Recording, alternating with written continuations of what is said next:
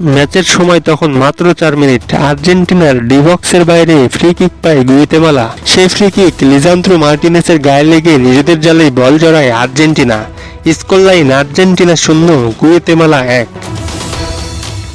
তবে আর্জেন্টিনা সমতায় আসতে বেশি দেরি করেননি। তবে এই ক্ষেত্রে ক্রেডিটটা পেতে পারে প্রতিপক্ষে গুয়েতেমালার গোলরক্ষক নিকোলাস হোগান। ম্যাচের 12 মিনিটে তার ভুল পাসেই বল পায় Lionel Messi.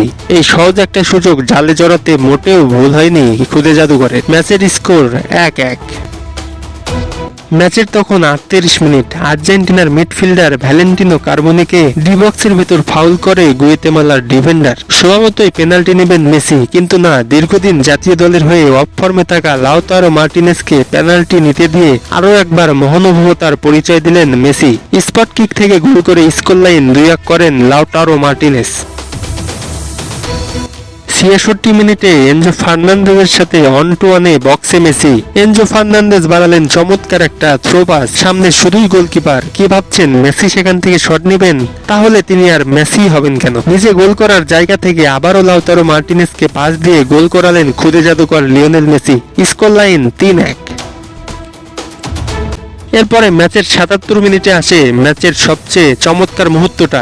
Messi Di Maria দুই বন্ধুর চমৎকার 1-1-এ দারুণ চিপ শটে বল জালে জড়িয়ে উল্লাসে মাতলেন টিম আর্জেন্টিনা ও মেসি। এরপরে আরো অনেকগুলো সুযোগ পেলেও ফিনিশিংটা ঠিকমতো দিতে না পারায় অপেক্ষাকৃত দুর্বলতম দল গুয়েতেমালার বিপক্ষে শেষ প্রস্তুতি ম্যাচে 4-1 গোলের জয় নিয়ে কোপা আমেরিকাতে গেল আর্জেন্টিনা।